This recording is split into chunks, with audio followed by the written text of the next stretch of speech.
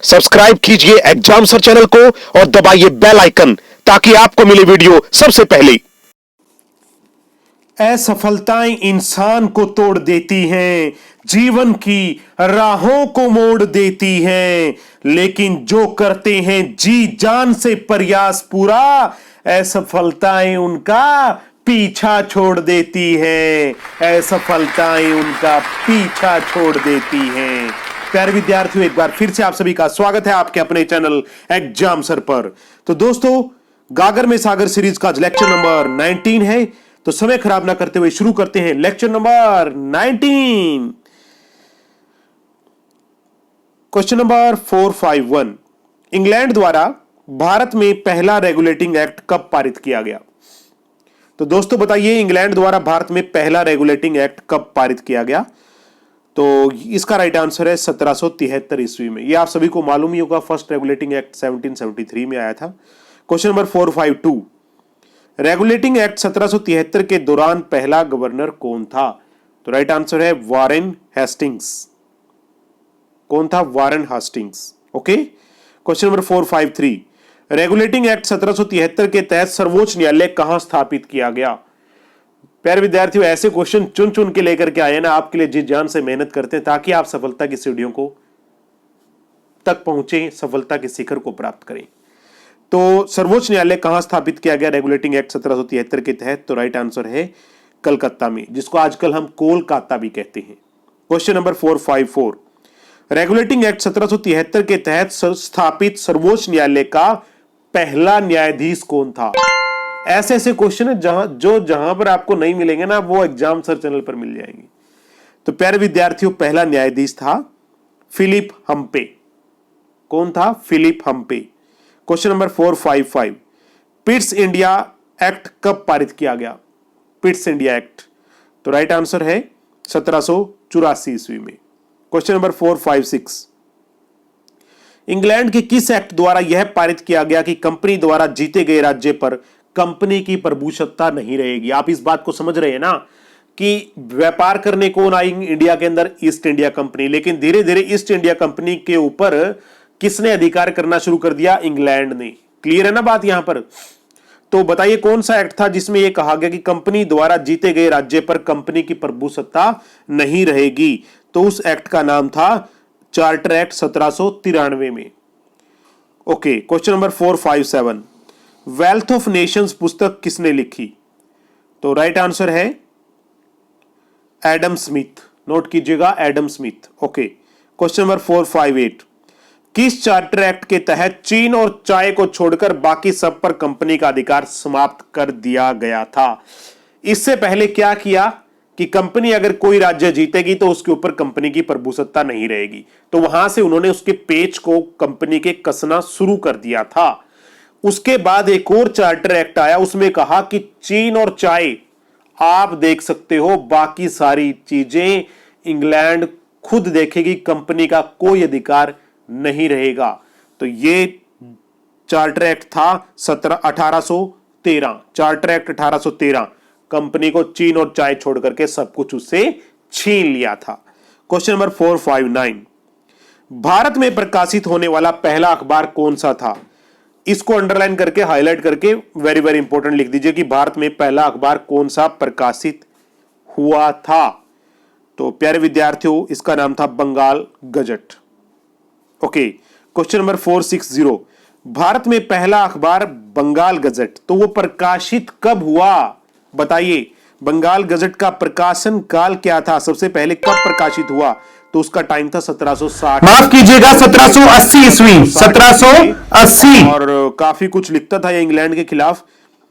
तो भारत में पहला अखबार बंगाल गजट किसने प्रकाशित किया? तो प्यारे विद्यार्थियों, उसका नाम था जेम्स हिक्की, और ये आयरिश था, यानी कि इंग्लिश नहीं था, आयरलैंड का था। तो जेम्स हिक्की, और इसने काफी कुछ लिखा जैसे मैंने बताया था। तो जल्द ही इस अखबार को अंग्रेजों ने बंद करवा दिया था, महज 2 साल के अंदर अंदर, यानी 1760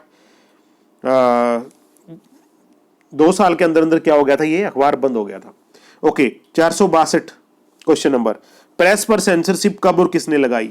सेंसरशिप समझ रहे हैं ना आप, कि क्या छपेगा क्या नहीं छपेगा, वो सब कुछ इंग्लैंड की जो हुक्मरान थी वो निर्धारित करेगी। तो वो सेंसरशिप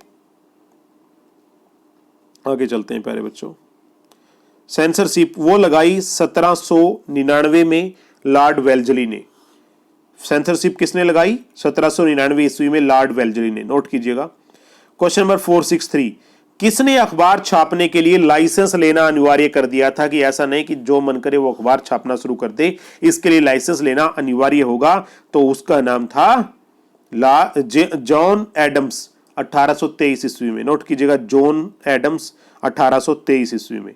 क्वेश्चन नंबर 464, किस एक्ट के तहत प्रेस को राजद्रोह की परिभाषा बतलाई गई कि आप ये छापोगे तो ठीक है, ये छापोगे तो आपको राजद्रोह लगा दिया जाएगा आपके ऊपर। तो उस एक्ट का नाम था रिस्ट्रिक्शन एक्ट 1870। यानी प्रेस की स्वतंत्रता भी धीरे धीरे छीनी जा रही थी। वर्नाकुलर प्रेस एक्ट कब लाया गया? यह सबसे खतरनाक था। इसमें सेपरेट कर दिया गया था कि भारतीय प्रेस ये हैं और इंग्लिश प्रेस ये हैं। भारतीय ये छाप सकती हैं, इंग्लिश ये छाप सकती हैं।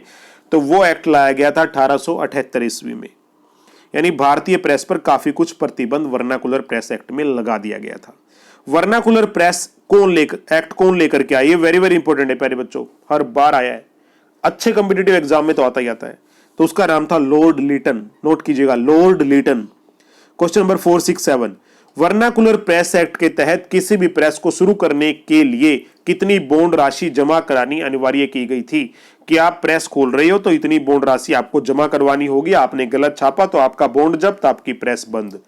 तो वो बॉन्ड राशि कितनी थी? वो बॉन्ड राशि थी 10,000 रुपए कम से कम आपको प्रेस चलाने के लिए जमा करानी अनिवार्य थी। Question number 468, vernacular press act पास होने के बाद कौन सा अखबार भारत की बजाय इंग्लैंड में छापा जाना शुरू कर दिया था? जैसा मैंने आपको बताया कि भारत में छापे जाने वाले अखबारों पर अलग मापदंड बना दिए गए थे इंग्लैंड के द्वारा। तो इसलिए एक अखबार ऐसा था जिसने छापना ही छापना था। तो वो जब भारत में छापने पर प्रतिबंध लगाए जाने लगे, शिकंजे कसने लगे, तो उस अखबार ने इंग्लैंड में छापा जाना शुरू कर दिया था। उसका नाम था अमृता बाजार पत्रिका। Question number 469, vernacular press act को किसने और कब निरस्त कर दिया?